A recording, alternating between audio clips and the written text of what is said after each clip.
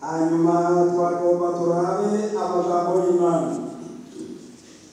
Mbega ugomba ko dusoma ijambo ry'Imana ryanditswe ntabwo Imana yabishuriye ko muri sheriyo bigana gutya yari murishuriye mutakumureka akabanza akatubariza Imana yamuhishuriye tubonye ari izo nyene bakampamagara bihana byose birashoboka, byose birashoboka kuko Imana iravuga.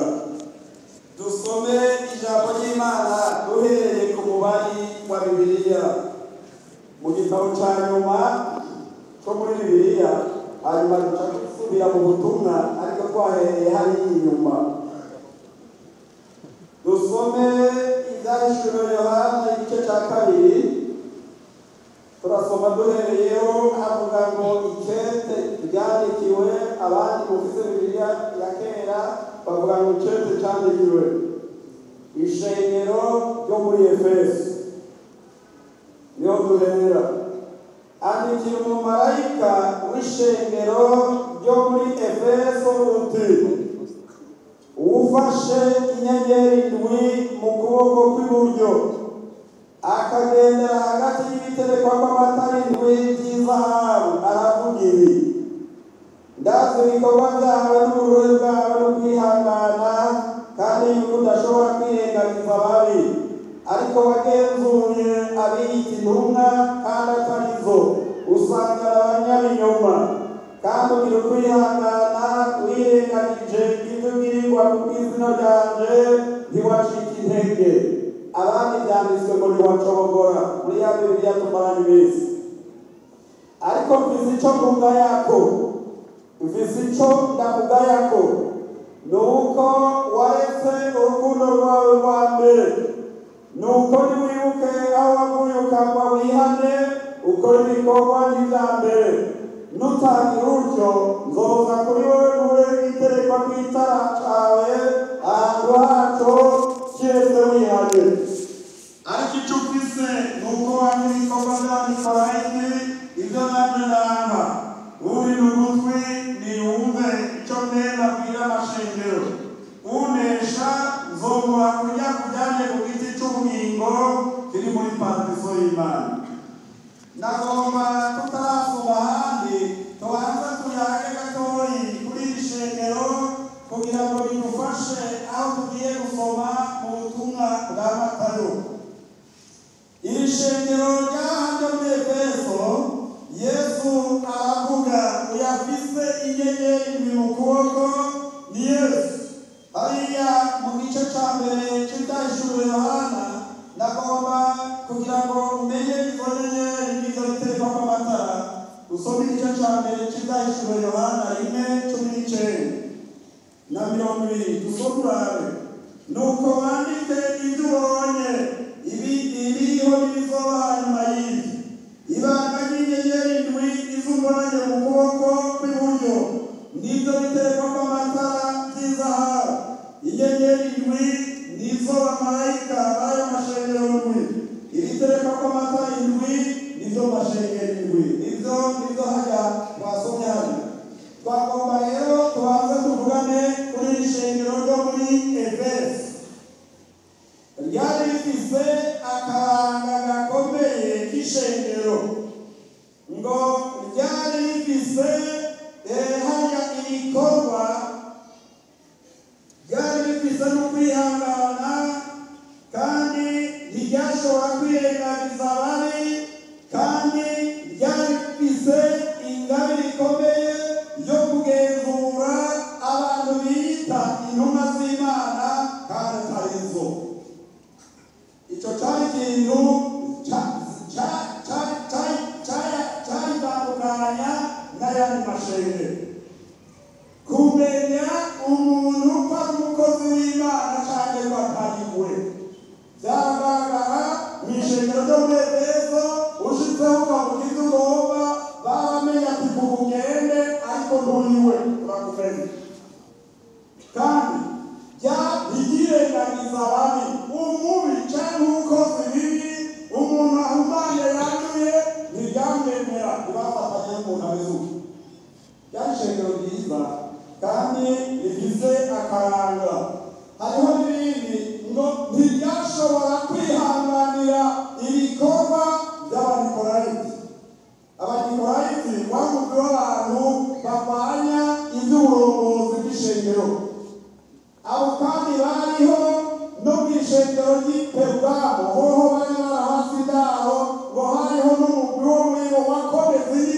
inyigisho z'abo banikolayiti.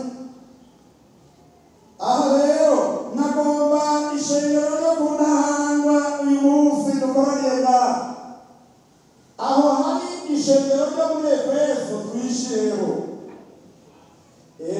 Twishireho kuko aho babigishirije si vuba. Umuntu atazoja mw'ijuru yaciye aha azoba yarahombye. Aha haciye abasimuzi bakomeye cyane, bakomeye mbere bahamba. Ariko ga uzogende mu ruzi ruriya rwa ruguru, ziriya ruzi ntondo, uzogende urabe amabuye ari mu mazi y'ingegasa, uzosanga yera. Mbere ayera uzosanga yavuye mu mazi, uruzi rwayakubiye hariya rwuzuye uzosanga yera. Ariko uzorabe ayayo mu mazi yakubiyeyo, amazi y'amacako, uzosanga amatera ariko umuzimu. Hanyuma uzoreho niwe tutagira ibirato wumviye. Uzotume n'umuntu. Aha ni ukuvuga ngo kuba wabayewe byinshi cyane si bwo gukizwa neza no gutanga hamwe imbere. Oya, urashobora kubyumva bivana uko bari bakiriye agakiza aho waza. Sinzi uko waje kandi nawe ntuzi uko naje. Aha twese nta wuzi uko umuntu yaje, ariko hari umunsi uko twaje Imana data wa twese arakuzi. Yesu ngo ntiyarinda kubarirwa ibiri mu muntu kuko yari asanzwe azi umuntu. Aho bavuga Yesu atariho bakavuga, hanyuma akaza agacababaza ati hajya mwariko muravugira iki? Bagaca bahora agaca babarira ibyo bariko baravuga. Aha hantu hari haravugiwe ubutumwa. None ntumane aho none ko muri shengero rikuze rimaze iminsi, none murazi kugenzura abantu bari muri mwebwe babatije muri mwebwe bakijijwe. Mbega murazi kugenzura abakozi tubakorera ko tubakorera turi muri mwebwe. Mbega iyo mutwitegereza murabona ko iyo tubajana turiko tubajana mu bwingi. Iyo ngabire hari aho gabo biri muri mwebwe agasanga bitameze uko muri shengero rya Pentekoste rimaze imyaka nk'iyi, mwarahombye. Nagira rero ngo twongere twidanate mwizunganize wumve ko hari ikirimo muri wowe. Umviriza, tuje hariya muri Matayo. Iyo tubatije abantu bamwe baragira umunsi mukuru, kandi umunsi mukuru wo kubatizwa wahaguye ukomera cyane. Kera nta minsi mikuru yo kubatizwa abantu baca baja muri mbego bagasenga bakanezerwa, ariko ubu baragiye iminsi mikuru. Mbere n'uwubuze arahora cyane, umuntu atereza gutereza. Sinza kubateka kugira ngo umunsi mukuru wanyu umucere, ariko reka Matayo 7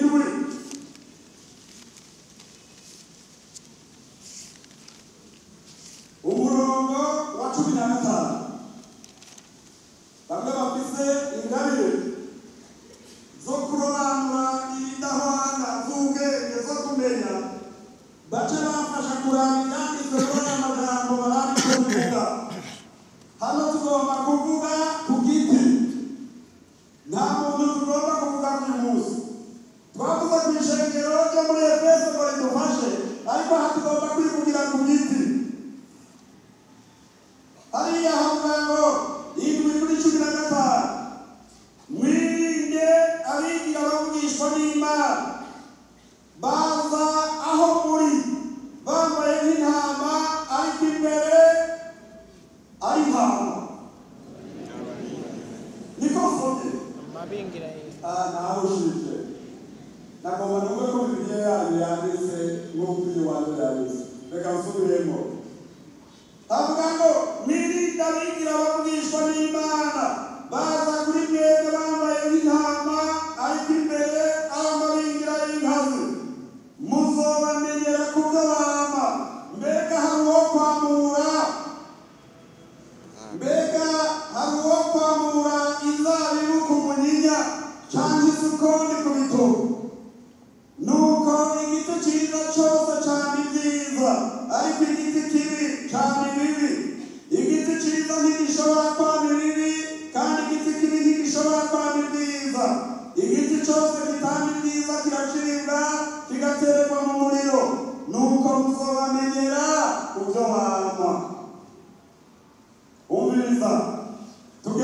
imbere kuri bibiri na rimwe. Umuntu wese avumereza ati mwami mwami siwazokwinjira mu bwami bwo mw'ijuru atari gukora ibyo data wo mw'ijuru agomba. Kuri uwo munsi benshi bazobwira bati mwami mwami ntitwavugishwa n'Imana mu izina ryawe, ntitwasenga abadayimoni mu izina ryawe, ntitwakora ibitangaza byinshi mu izina ryawe. Niho nzobajinjurira nti ntaho nigeze mbamenya ndabamenya mviraho mwabakora ibisigamwe. Ni Yesu yavuze aya majambo. Ngaha muri ibi bihe nagomba ndabari icyo Pawulo yabanye Timoteyo yavuze ngo mu minsi y'iherezo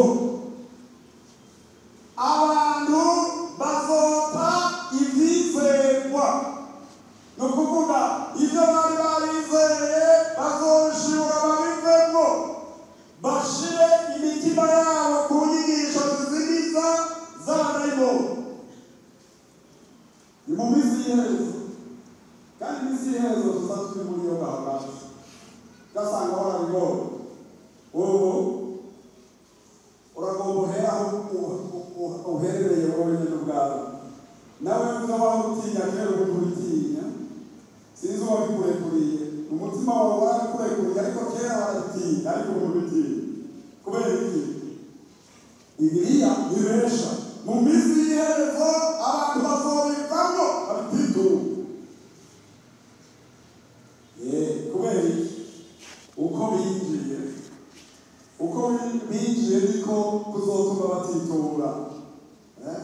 Ukaba winjiye mu ishengero nk'uwinjiye mu ishirahamwe rindi. Hariho amashirahamwe meza abantu binjiramo, kandi yinjiyemo akamenya ati ndinda kugira icyo nose ko nabyinjiyemo. Ariko mu ishirahamwe ryitwa ishengero benshi baragenda bakarwana, bagera imbere bagatera umugere k'umuhunda musubira kubabona n'ibere. Kubera iki? Ishengero rirafise nyeneryo Kristo Yesu. Urishize ku bantu uba warushije, nyeneryo araguhagarika. Umuntu akomeye, aha harimo abantu bameze bakomeye nka kurya kwa ba Pawulo. Pawulo Sawuli ahejeje ishure ikomeye y'Abafarisayo, ishure ry'ibyagezwe, Dogiteri Doraruwa yigishijwe n'umuntu amenyekana Gamaliyeli, umwigisha akomeye. Asanga bariko bica Stefano ahejeje amashuri agishushe. Ati ivyo n'ibiki biriko birakorwa. Ati ni idini ry'icaduka ryadutse rigwanya Judaisme, rigwanya idini yacu y'Abayuda, idini y'Imana ryatangujwe n'umuntu yitwa Yesu. Hari abantu bamukurikiye, none aba bantu barazanye uruhagarara. Nico gituma ubona unyamugabo bariko baramwica n'amabuye.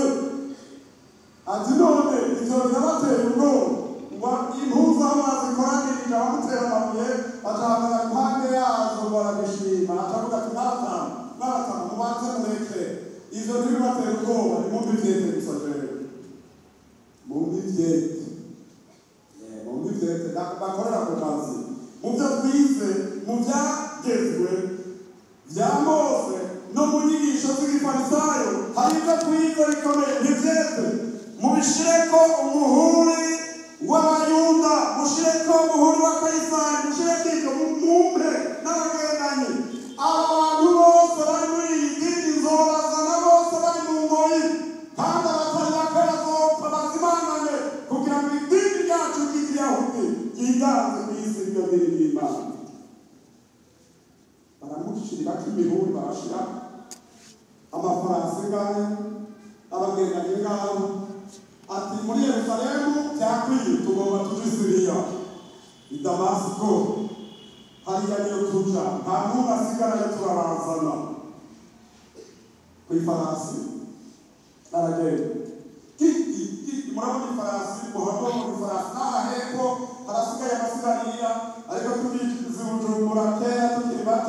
hari farasi nyinshi hano bazija ko bagenda mu gatumba bagenda hariya bazigendera ko abazungu ariko nabonye amasigarira n'inkazingahe gusanga ashize mu nzira sha y'ishengero arahaguruka Sawuli umbingiriki Sawuli yasamuze naho wowe uzigeze bigani ko akinasha Sawuli umbingiriki uwanga nasasarambeka kandi bona bari kumwe nawe bibiliya bivuga ngo bahugise idoni aramenya ko hari umugabo watubumye aca avuga ngo ninde bw'amani ni jewe Yesu uri kurahiga harahandi handitswe mubakoze ko atumye intoki mu mbone z'ijisho y'Imana dorerane ndakunda Yesu ntiyicana n'abantu iya ubundi muntu ko yaramukubise hasi yari kumutsinda hajyanye acatuma kuri babandi bari bagiye kwicwa ati ewe Ananiya va hasi ndagutume uje muri iyo nzira urahura n'umuntu yitwa Sawuli arahanaka ariko arasenga umubarire ko ndagutumye uyu muntu ntazi uwo muntu cyari gusabira hari aho gusenga kandi bariko barasenga Imana iratabara none Yesu aratabaye none atangiye gutekerana ati no ahara cyakimuzanira ko yaje kuduhonya none avuga ngo ngende umviriza Ananiya genda ujane hariya niho mushikira umubarire tumwami Yesu arantumye ngo hasi batizwa wuzuye mpemera kandi nanjye nzomwereka ibibara rupigana aho iki gikorwa izo yakubise intumwa yarazikubiswe sha Pawulo aho ubutumwa bw'Imana bigenda birahinda muri ndabona akagabo katizi byagezwe n'ibyanditswe by'abayuda n'abafarisayo ariko kuzuye bemyera kashize imbere ya Sawuli mwene data yaraje kubica Sawuli mwene data umwami Yesu arantumye umwe yakubonekera mu nzira wazanye uva hasi ubatizwe wuzuye mpemera ngo bisane bikaragashe bikuva ku maso nawe acatangura kuvuga terega jewe narinje kwicana jewe nafize itete jewe nameze uko bamushikanye hariya abigisha ngo bamuhunga tubavuga yaje kutwica Ananiya tuma bamumumvirize mumwica kuvumu byahindutse atangura kuvuga umwami Yesu ingene yamubonye n'ububasha bwiwe ingene bahuriye mu nzira umviriza rero icyo ngomba kuvuga ngaha nagomba tubanza turabe ingene wewe umeze ingene jewe umeze hari hajya havuga ngo mwirinde abigira bavugishwa n'Imana baza kuri mwebwe bambaye nk'intama ariko imbere ataribo dusaba Imana ingabire z'Imana zongera zikore ingabire y'ubwenge ingabire yo kumenya ingabire yo kurobanura kugira ngo tumenye abatureshe ibintu byagoranye ejo bundi hari ahantu bamubwiye ko bamubwiriza bwo muri meri abantu bavuye iyo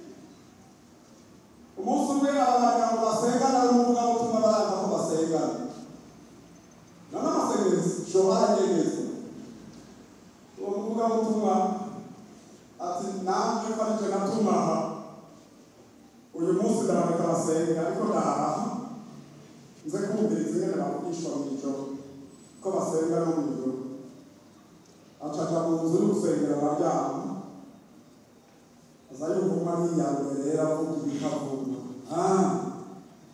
aca aravuga rero doya aha sisenga ry'abantu stop ejo mu gitondo nzoja kubarira pasiporo musubire iwanyu ndi muri abantu b'Imana zona muri iki gihe abantu benshi bagenda barazerera iyo mu makaritsiye bagenda hariya ngwino usengere ku rusengero mbere ku rusengero mbere ntavuga ashize mu muhanda niho mbere bavuga gusa muzohabura imisigo hariya mu mihanda mwari mwarabikize none musubiye kuza kubirondera yo muzobibona hariya ngwino usengere aha mbere bavugura hamwe bavuye rero bahunga umubwiriza rero icyatubariye ko batari abantu beza kandi n'abantu b'urusengero ati ndabahaye ikaze ku rusengero baha umubwiriza ndabahaye n'icupa harya nzobashiriramo n'amatapi ko bagize umuhamagaro wo gukunda umubwiriza nta n'umwe yahageze ku rusengero none bari gusengera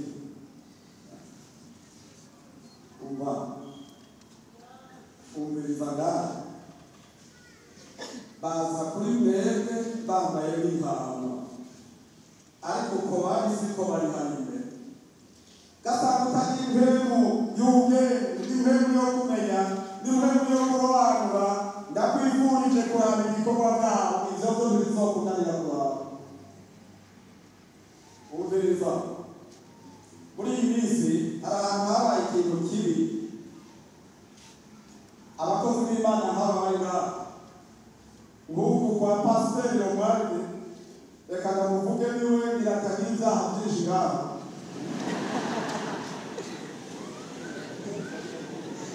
abandi tuba twararushe sigomba kubitera zonari abantu bakaba bamuzi nguku ndamuzi neza pasiteri kuko ndamuzi n'ibintu byinshi aha mwebwe mubizi pasiteri yaramwigishije igice pasiteri namubatije pasiteri namwigishije ishuri ya Bibiliya nicyo gituma ubona turahandi gusuhara ngaha turamuzi nahereye ku mubyeyi we mama ari umujyanama wanjye tujyana kugura n'ishuri y'ikavumu hariya kurondera ikibanza ndamuzi cyane pasiteri yawe niwe yaraye imfura mu kubatizwa muri rya rugomero itariki 22 ukwezi kwa gatandatu 1985 umviriza rero uhuku rero namuzuku ni umumisiyoneri rero yarazi umupasitori nk'uku nzi domari nk'uko akaba azi neza ushobora kutamuzi neza mugabo hari abazi neza n'ubundi akaba ndamuzi neza hanyuma rero ubundi buzi uwo mumisiyoneri abazi ikintu uwo mupasitori kandi ari umupasitori mukuru aramubaza ikintu aramwishyura urazi icyo uwo mumisiyoneri yavuze ati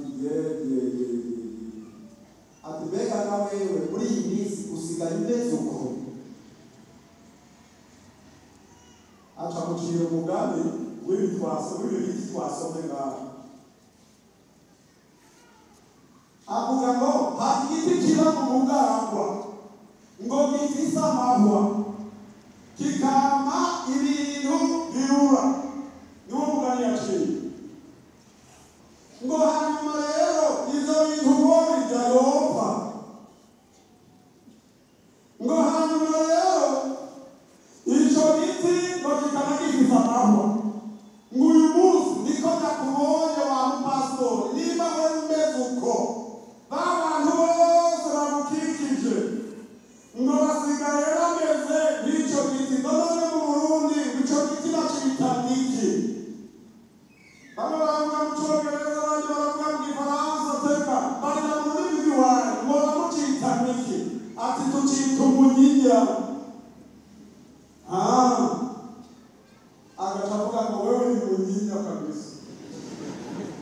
uwo mupasitoro ngo ni ukuvuga ko bya biti byose bigukikije kuko n'amashami yawe byabaye iminyinya.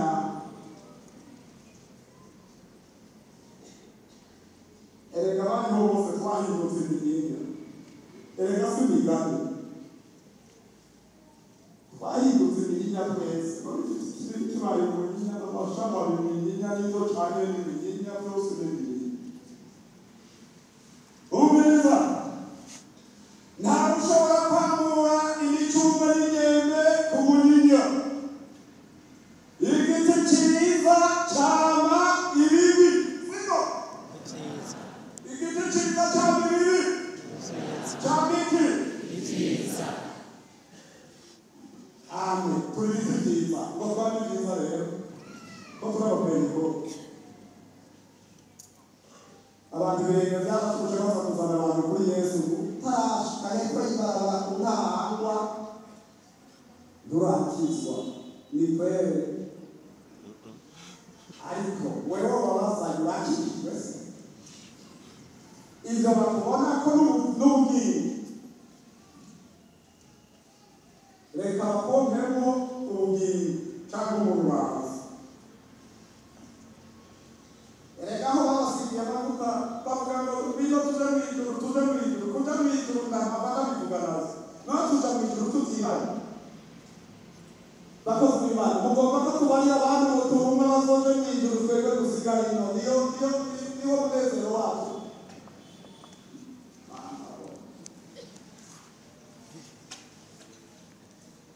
Uko murigomba ijuru natwe turarigomba.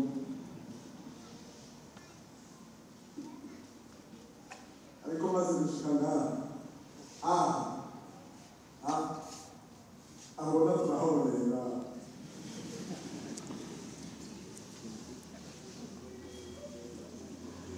Aho biyumvira ijuru twigishije nkariraba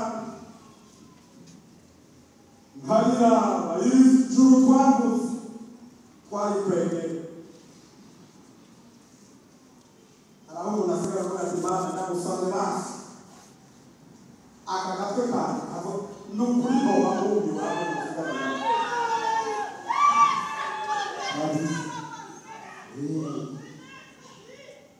akubishi andi abagabo twarukanye batangaje bafise ibintu byinshi. Naraheze kudandaza, naraheze ibintu byose, naraheze iki, sinaribuze naho muhanga n'igize amatongo, naribuze iki, ibyo byose narahera ngomba kujana abantu kuri Yesu hamwe noshikayo. Noba nakoze iki? Wewe wibaza ngo kwambara karavati naho wohura n'umuntu mu nzira arayampa. Ibi byose ni ubuzima. Niba umuntu atazoja mu ijuru. Maze iminsi mbarira abapasitori n'abagabo hakaza abantu barwana bavuga ati vaho nurinda kurwana kubera none yishize hakiyimika nyenezo anahaguruka agenda atamuranije muzomuriye mwamubonye. Urabizi wewe jewe atari gukora gusa nta maraso navuye n'ishengero nta n'akamakamu, ndi umukozi mutoya ariko ndatabuja ubonye umucokoje urabana. Uyu munsi ntabwo gusigana amavuta ubu igitimba cyiza kuko cyane byiza, ubu igitimba kibi kuko cyane bibi. Wumva ndabona hafi ko bariko barandikiriza n'abari hanze bariko barandikiriza izi aya majambo nayakuye mu nyigisho. Ati ikintu nasomye kivuga ku bufarisayo, l'ofarisarisme, ingene umufarisayo ameze. Abandika neza ibyagezwe aho abonye no gufitaza akabigorora neza kugira ngo bashobore kubishita, ariko akabitegurira abandi we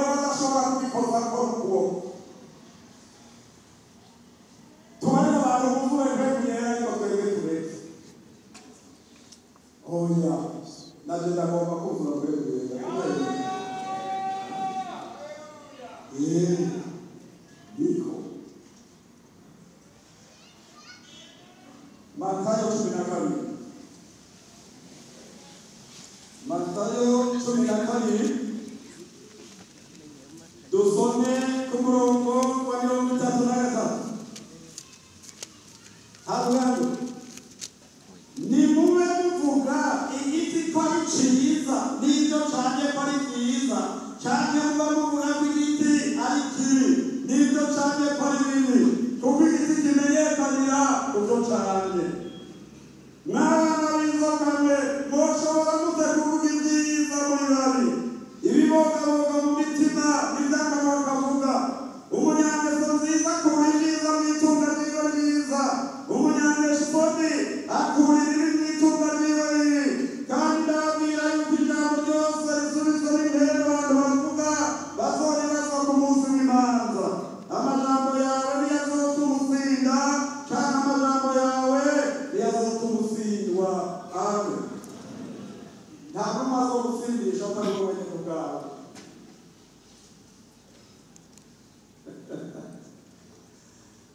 Ejo nawe nagiye ahantu ari umuntu ambarira ati uzongerere umukozi w'Imana mwiza uzomurungike icyo nzomutuma.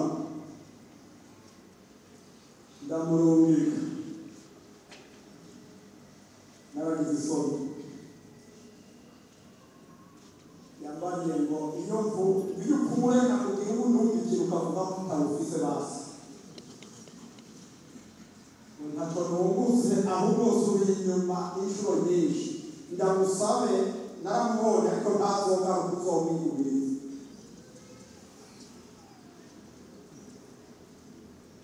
Aho tugeze hano ariko nagomba turabe ikiganiro Yesu yagiranye n'abafarisayo. Matayo 23. Matayo 23. Iki kiganiro ni cyiza. Tubanze duhere ku murongo wa mbere murara.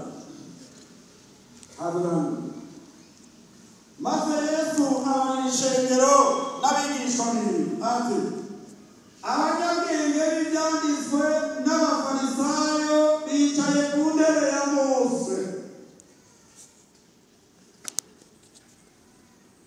Omeza nuko ibyo bababwira byose mubikore mubyitondere ariko ntimukurikire ibikorwa byabo kuko ibyo bavuga atari byo bagira gute kwicara ku ntebe ya Mose ntibutuzabite. Ni ukuvuga abantu bose bemanze kugendana iki gitabo no kuvuga ibiri muri cyo bicaye ku ntebe ya Mose kuko ibi bavuga si byabo n'ibya databuja. Naho ugomba akabivuga yanduye ibi hariho mwemwe yaragize ubushobozi kuko wowe wigorewe ashobora kukuzamo akakwemeza ibivuzwe kuko iri ni ijambo ry'Imana ntimuvuge mu ijambo ry'abantu. Iri ni ijambo ry'Imana.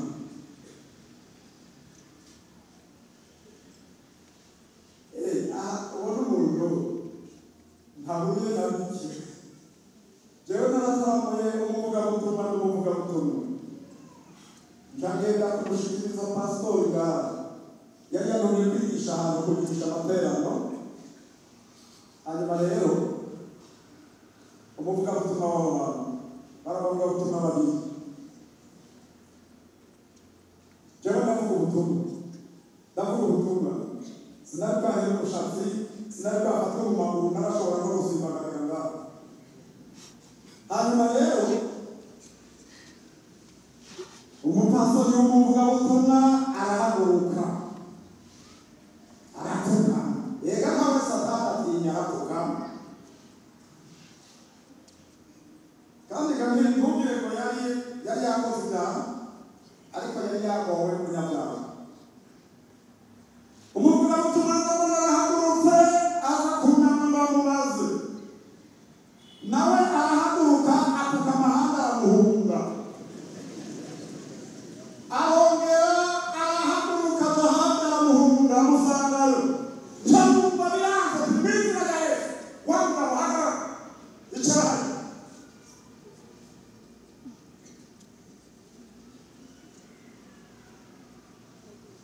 kandi nta n'umuntu uza kubaza wicara utekereza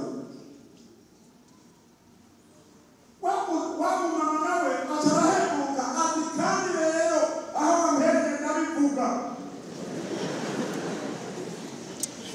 abanyeshengero nabo ati bivuge aho abantu benshi muragowe ati bivuge ati mwari mureka bivuge banza mureke zigure dusigura tugari mubanze mureke rero ariko ngabari bavuze ko ndari numvise ko bavuze abanyabyaha muragendana muramana murazi n'ibyo bakora abibyi murazi ibyo bakora ariko ntawe ukerutsa Bibiliya ivuga ko warekeye umwicanyi ukarekera amaraya ukarekera imisuma ugahora uzohabwa ingero nk'iyo nawe umunyabyaha kuko umukristo yamira kabi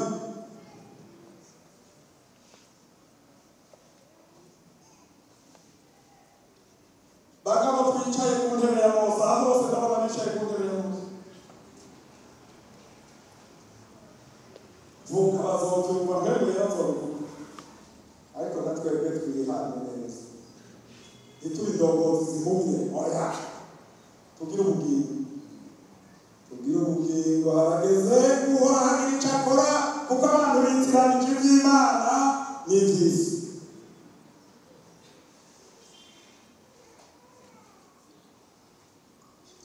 iri jambo Yesu yavuganye n'abafarisayo rirakomeye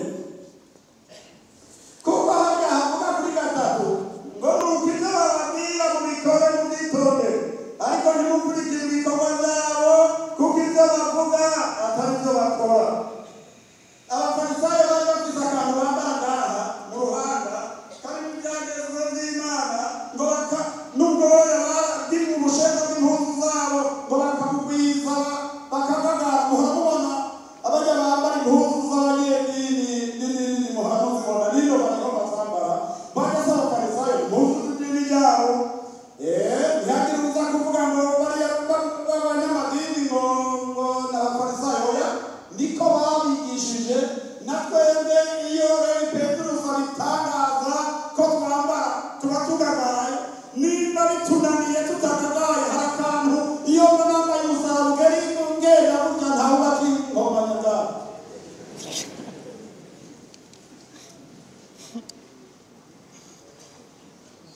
amaraso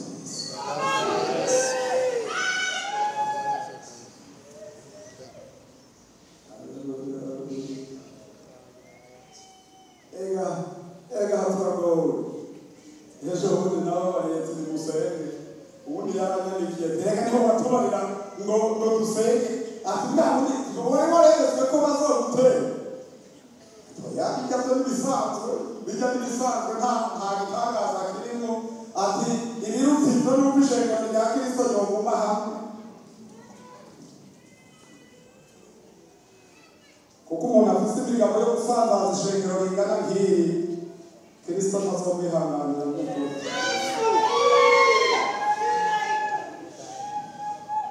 azomukubita inkoni y'icumu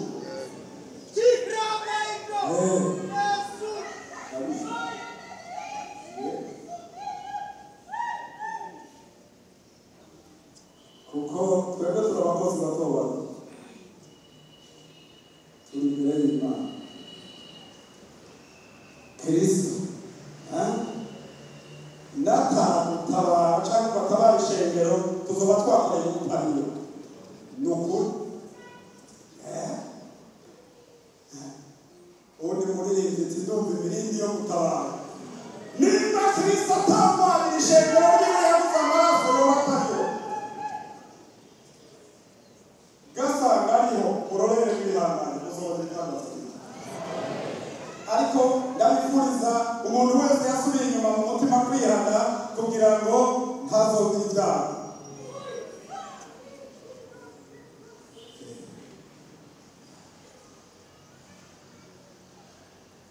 hano haravuga ngo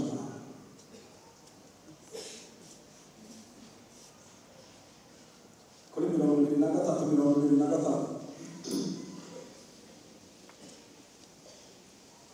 kandi ndera pesa hanga muzonibara mwebwe abanyabwenge b'ibyanditswe n'abafarisayo mwandi yagamwe mutanga icacu n'icibwija amisi na kumino ariko mwaretse ibihambaye byo mu mabwirizwa guca izibereye imbabazi no kwizera ariko ibyo mwari mukwiye kubikora na bya bindi ntimubireke yarabahambariye cyane Kristo Yesu mwandongozi zihumye mbe muramimina gatutu ariko ingamiya murayiyongoreza muzonibara mwebwe abanyabwenge b'ibyanditswe n'abafarisayo mwandajyamwe kuko mwoza igikombe inkoko inyuma ariko imbere byuzuye ubwambuzi n'udutigarura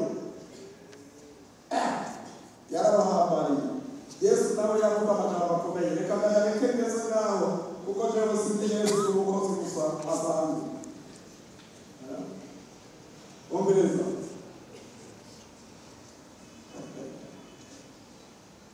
muri mwebwe hari uwatanga ikigira cyo gucibwija natwatuboga tumera hariya muri East Africa sukuma wiki ntabwo atanga ibyo afise n'ibindi byiza yari gutanga naho batanga byinshi si bibi naho bagomba ugatanga ikigira cumi cy'imbwirwa si bibi ariko icyangombwa ari iki utanga umutima wawe ushikama imbere ya byose wopfuma utagira icyo utanga umukene atagira icyo atanga ariko akijijwe neza umutima wiwe uri mu maboko y'Imana kandi ntawe uzora gutanga ubwiza rero Yesu ngo mwereze hamwe muri Matayo mbere murabe icyo Yesu azotubarira twebwe abasiguzi mwaba ngabo twicaye ku ntebe ya Mose murabe icyo azotuvugako wewe ugenda urasemerera uvuga ngo nimuje mu ijuru rabe icyo azotuvugako umuntu ashobora kuba mbere yaravuye no mu buntu bw'Imana ariko mpemuyera akaguma mwebwe mwumva ko mpemuyera rikavuga muri we ariko yarazimekere Yesu naga kugira ngo ibindi cyo nabyanditse so murabe hariya 7:21 umuntu wese amumereza ati mwami sibazo kwinjira mu bwami bwo mu ijuru atari gukora ibyo data wo mu ijuru agomba kuri wa munsi benshi bazombwira bati reka ni Yesu ariko yigisha mu nyigisho zo ku misozi zo ku musozi avuga ngo benshi kuri wa munsi benshi bazombwira bati mwami ntitwavugishwa n'Imana mu izina ryawe ntitwasenga abadayimoni mu izina ryawe ntitwakora ibitangaza byinshi mu izina ryawe ngo azoca bashimira ku murongo wa 23 mbere n'umurabe niho nzobajinjurira nti ntaho nigeze ndabamenya mviraho mwabakora iki Isiraheli umviriza urashobora gukorera Imana Yesu atatemera biranditswe ngaho hanyuma rero abantu babona uri kurakora nabi bakamukurikira bakibaza kuri mu murongo w'Imana ndagufitiye ikaruhuko wabyiza nuko rero niko Yakobo yanditse umuntu wese azi gukora neza ntabikore biri muri unamika